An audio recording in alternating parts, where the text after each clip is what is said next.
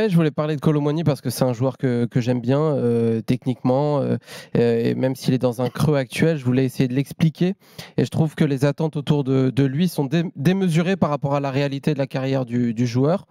Alors, évidemment, je vise pas les supporters parce qu'un supporter, notamment du PSG, il peut être agacé par rapport à ses performances, surtout qu'il a été acheté cher, donc ça s'entend, il n'y a pas de problème.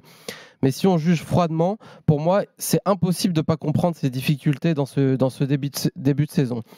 On parle d'un joueur qui a sa première saison pleine dans l'élite il y a à peine 3 ans, c'était à Nantes, c'était en 2020, qui a un parcours aussi particulier. Et ça, je veux bien insister par rapport à ça parce que c'est un joueur qui découvre le haut niveau à 22 ans, ce qui est très tard aujourd'hui. Il a 24 ans aujourd'hui.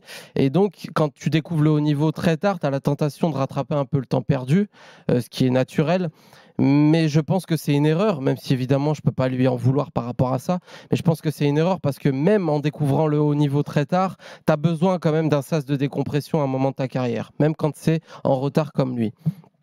Et le PSG, à ce moment de sa carrière, de manière très précise, aujourd'hui à 24 ans, je comprends que ce soit dur à refuser comme choix, mais c'est pour moi un des choix les plus périlleux qu'il pouvait faire pour digérer ce début de carrière.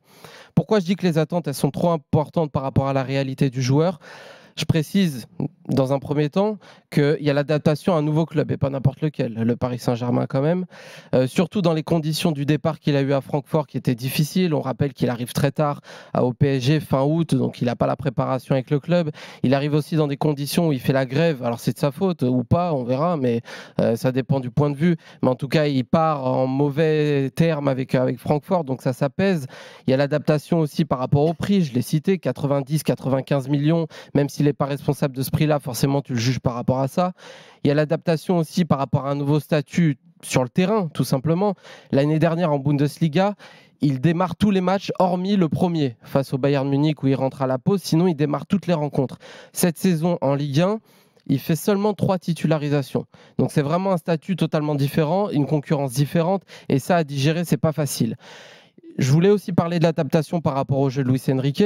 L'année dernière, il était plus simple, à mon avis, pour lui à Francfort, dans un championnat qui t'offre un peu plus d'espace. Je dis pas simple parce que c'est un championnat mauvais, mais simple parce qu'il y a plus d'espace.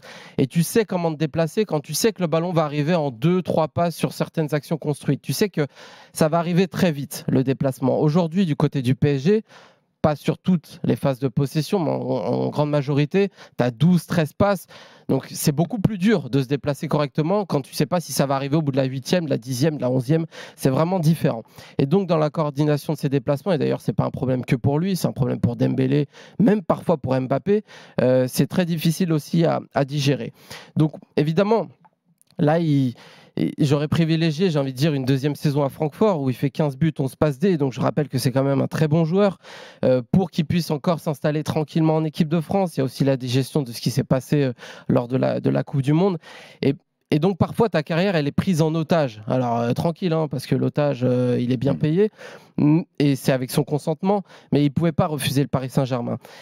Et pour conclure, j'aimerais dire que plus les performances sont anormales, parce que son début de carrière, il est anormal quand même en termes de performance, plus elles sont concentrées, surtout lui, en 3 ans, plus le parcours il sort de l'ordinaire, Kolo Muani ça sort de l'ordinaire, plus à mon avis il faut se préparer à abaisser l'exigence. Je dis bien abaisser l'exigence au moment du creux. Donc ça va pas avec ça ne va pas avec l'exigence du club, ça va pas avec l'exigence du transfert, mais ça va avec la réalité à mon avis de l'homme et du joueur.